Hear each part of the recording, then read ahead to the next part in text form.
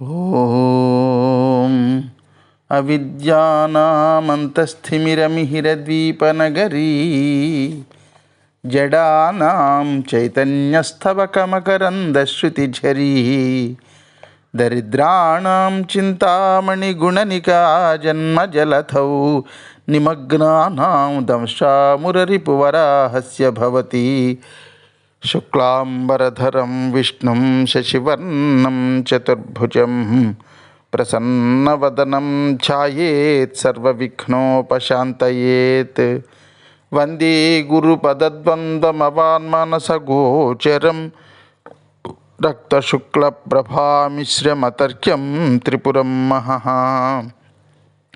సానందమానందవనే వసంతం ఆనందకందం హతపాపబృందం వారాణసీనాథమనాథనాథం శ్రీవిశ్వనాథం శరణం ప్రపద్యే. విశ్వేశం మాధవం ఢుంఢిం దండపాణించ భైరవం వందే కాశీగుహాం గంగాం భవానీం మణికర్ణికాం.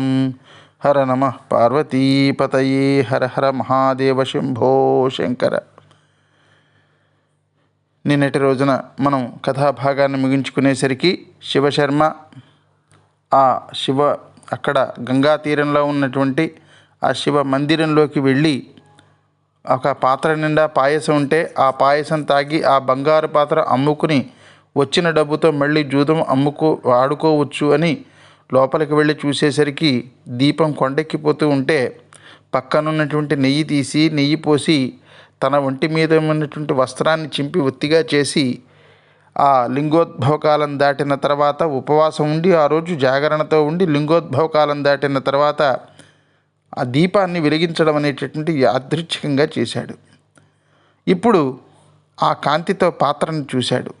పాత్రలో ఉన్నది తీసుకుని తినేయొచ్చు కదా, అలా చెయ్యలేదు. ఒకవేళ ఇప్పుడు కానీ నేను కానీ తింటే ఎవరికైనా తెలివి వస్తే నన్ను తంతారు, శివుడి దగ్గర ఉన్నటువంటి నైవేద్యం దొంగతనంగా తింటావా అని తంతారు, నన్ను కొడతారు అనుకుని ఎందుకైనా మంచిది, పైగా అందులో ఉన్నటువంటి పాయసం తినేసాక ఆ బంగారు గిన్నె కూడా నాకు కావాలి కదా, కాబట్టి పాయసంతో సహా ఈ గిన్నె జాగ్రత్తగా పట్టుకెళ్ళి గంగానదీ తీరంలో ఎవ్వరూ రాని చోటికి రహస్యంగా కొంచెం దూరంగా పట్టుకెళ్ళి ఆ రేవు దగ్గర తినేసి గిన్నె కడిగేసి పట్టుకెళ్ళి అమ్మి డబ్బు వస్తే ఆ డబ్బుతో జూదం ఆడొచ్చు అనుకుని ఈ గిన్నె పెట్టుకుని బయటకు వచ్చాడు. హడావిడి లేకుండా తిందామని ఆ గిన్నె పట్టుకుని బయటకు వచ్చాడు. బయట అందరూ పడుకుని ఉన్నారు కదా, వాళ్ళు పడుకున్న చోట దీపం లేదు, చీకట్లో పడుకుని ఉన్నారు అందరూ. సరే, మన గుణనిధి బయటికి వచ్చాడు. వచ్చి చీకటిలో కనపడక ఒక బలమైన వ్యక్తి యొక్క కాలు తొక్కాడు. వీడెప్పుడైతే ఆయన కాలు తొక్కాడో ఆయన వెంటనే బాబోయ్ చచ్చాను అని అరిచాడు. అలా ఆయన అరిచినప్పుడు వీడు ఆగిపోయినా బాగుండేది. వీడు ఒక్క గెంతు బయటకేసి ఈ గిన్నె పట్టుకుని పారిపోవడం మొదలుపెట్టాడు. వాడు అంత వేగంగా పారిపోతుంటే లేచిన వాళ్ళకి అర్థమైపోయింది వీడెవడో పెద్ద దొంగ అని. వెంటనే ఆయన దొంగ దొంగ దొంగ అని అరిచాడు. ఎప్పుడైతే ఆయన దొంగ దొంగ అని అరుస్తున్నాడో లేచిన వాళ్ళంతా కూడా దొంగ దొంగ అని అరుస్తున్నారు. ఎవడు దొంగ అని అంటున్నాడో, ఎందుకు దొంగ అని అంటున్నాడో ఇలా అరుస్తున్న వాళ్ళల్లో ఆ కాలు తొక్కిన ఆయనకు తప్ప ఇంకెవ్వరికీ తెలియదు. ఎందుకు అరుస్తున్నారో తెలియదు. దొంగ దొంగ దొంగ అని అరుస్తున్నారు అంతే.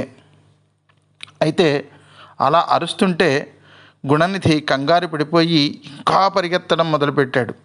వాడు అలా పరిగెడుతుంటే ఎదురుగుండా కనబడవలసినటువంటి వాళ్ళు కనబడ్డారు గుణనిధికి. ఎవరు కనబడ్డారు? కాపలా వాళ్ళు కనబడ్డారు. శివాలయం దగ్గర కాపలా కాసేవాళ్ళ దగ్గర ఎప్పుడూ కూడా ధనుర్బాణాలు ఉంటాయి. గంగా తీరంలో పరిగెడుతున్నటువంటి వీడిని చూసినటువంటి కాపలా వాళ్ళు ఆగరా ఆగరా అన్నారు. వీడు ఆగలేదు. దాంతో కాపలా వాళ్ళల్లో ఒకడు వీడు నిజంగా పెద్ద గజ దొంగ అని అనుమానం వచ్చి బాణం ఎక్కుపెట్టి వీపు మీద గురిపెట్టి కొట్టాడు. అది వీపు మీద కాకుండా వెన్నులోంచి బయటకు వచ్చేసింది బాణం. దీంతో వీడు పెద్దగా అరుస్తూ కింద పడిపోయాడు. వీడు పడిపోయిన చోట ఒక సైకత నంది విగ్రహం ఉంది, మట్టితో తయారు చేసినటువంటి నంది. ఆ నంది దగ్గర పడి ఆ క్షణంలోనే ఈ గుణనిధి చనిపోయాడు. ఆ చనిపోయినటువంటి రోజు శివరాత్రి.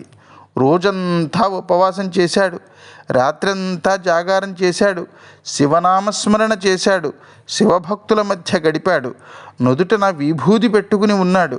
ఒక సైకత నంది దగ్గర శివా అనుకుంటూ చనిపోయాడు. అది ఏ పూర్వజన్మలో చేసుకున్న పుణ్యమో చూశారా అతగాడి యోగం. ఆఖరికి ప్రసాదం కూడా దక్కలేదు వాడికి. వీడు కాశీలో చచ్చిపోయి ఉంటే బాగుండేది. కాశీలో 5 క్రోసులు ఉంటాయండి. క్రోసు అంటే 2 మైళ్ళు, పంచక్రోసులు అంటే 5 రెళ్ళు 10 మైళ్ళు అన్నమాట. ఈ 10 మైళ్ళ ప్రాంతంలో ఎవరు దేహత్యాగం చేసినా వాడు శివుడిలో ఐక్యం అయిపోతాడు, లేకపోతే కైలాసానికి వెళ్తాడు, ముక్తిని పొందుతాడు. వీడి దురదృష్టం ఏమిటంటే అక్కడ పెట్టినటువంటి శివుడి విగ్రహం పంచక్రోసుల్లోనే ఉంది. కానీ వీళ్ళు ఎక్కడైతే పందిరి వేశారో ఆ పందిరి దాటగానే అది పంచక్రోసులకి కాస్త ఆవల ఉంది. అందువల్ల కాశీలో అంత ప్రదేశం అంతా కూడా మోక్షం కాదండి, మోక్షం కాదు సుమండి. కాశీలో పంచక్రోసులు అంటే 5 రెళ్ళు 10 మైళ్ళ ప్రాంతం మాత్రమే మోక్షక్షేత్రం. అక్కడ దేహత్యాగం చేస్తేనే మోక్షం దక్కుతుంది. అలా కాకుండా బనారస్ హిందూ యూనివర్సిటీలోనో, గంగానదికి అవతల ఒడ్డునో, లేకపోతే ఇటువంటి చోట చనిపోయినా ఉపయోగం లేదు. కాబట్టి మోక్షం కావాలి అని అనుకునేవారు ఇది గమనించాలి. ఎక్కడ ఉంటే మోక్షం వస్తుందో అక్కడే ఉండాలి. అందుకనే చాలామంది సూర్యకుండం దగ్గర కానీ, కాలభైరవ క్షేత్రం దగ్గర కానీ, మణికర్ణికా ఘట్టం లేదా కేదార ఘట్టం దగ్గర ఇటువంటి ప్రాంతాల్లో మాత్రమే ఉంటారు. ఇవి మాత్రమే అవిముక్త క్షేత్రంలోకి వస్తాయన్నమాట. ఈ మొత్తం భూమండలం చుట్టూ సముద్రం ఉన్నది, 7 సముద్రాలతో కూడి ఉన్నది ఈ భూమండలం. ఈ భూమండలం మధ్యలో అత్యంత పవిత్ర స్థలం కాశీ. ఆ కాశీలో కూడా 5 క్రోసులు మోక్షభూమి. అందువల్ల ఈ కాశీ అంతా మోక్షం కాదు. కాశీలో 5 క్రోసుల స్థలం మాత్రమే మళ్ళీ జన్మ లేకుండా చేసేటటువంటి భూమి. ఆ 5 క్రోసుల మధ్యలో ఎవడైనా మరణిస్తే వాడి యొక్క ప్రాణం పోతున్నప్పుడు యముడి వాహనం యొక్క మెడలో ఉన్నటువంటి ఘంటాధ్వని వినడు. అంటే వాడు ప్రాణం పోయిన తర్వాత ఇంకా యమలోకానికి పోడు, నరకానికి పోడు. యముడి దర్శనం, యముడితో చర్చ ఇవి ఏవీ ఉండవు. పైగా వాడు శివుడిలో ఐక్యమైపోతాడు, శివుడిలో కలిసిపోతాడు. ఈ గుణనిధి కాశీలోనే చనిపోయాడు, కానీ పంచక్రోసుల స్థలానికి కొద్దిగా బయట చనిపోయాడు. ఆ పందిరి లోపలైతే బాగుండేది. పందిర దాటి బయటికి వెళ్ళడంతో పంచక్రోసుల యొక్క ప్రాంతం దాటి బయటికి వెళ్ళిపోయాడు. దీన్నే అదృష్టంలో దురదృష్టం అంటారేమో బహుశా. వాడు అలా చనిపోగానే పరమ పాపాత్ముడు గనక వాడి శరీరం నుంచి ప్రాణం తీయడానికి యమకింకరులు వచ్చారు అక్కడికి. వాడి ప్రాణం బయటికి తీసి యాతనా శరీరం అని ఒక శరీరం ఉంటుంది, ఆ శరీరంలో ప్రవేశపెడతారు. ఆ శరీరంలో ప్రవేశపెట్టి వీడిని నరకానికి పట్టుకెళ్ళిపోతారు.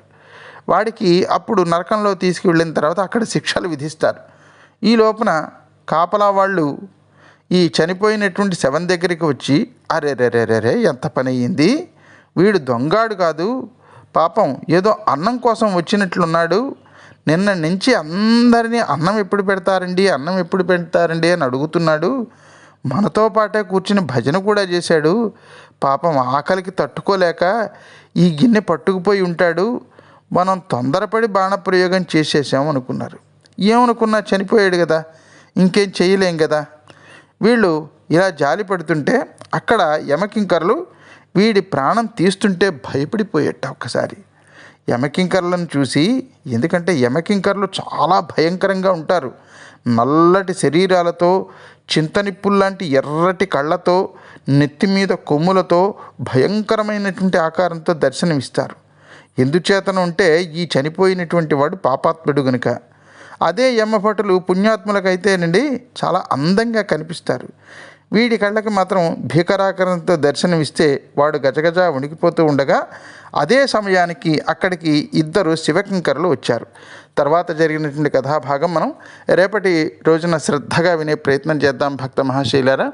అంతవరకు స్వస్తి ప్రజాభ్య పరిపాలయంతాం న్యాయేన మార్గేణ మహిమహీషా గోబ్రాహ్మణేభ్య శుభమస్తు నిత్యం. లోకా సమస్తా సుఖినో భవంతు, సర్వే జనా సుఖినో భవంతు.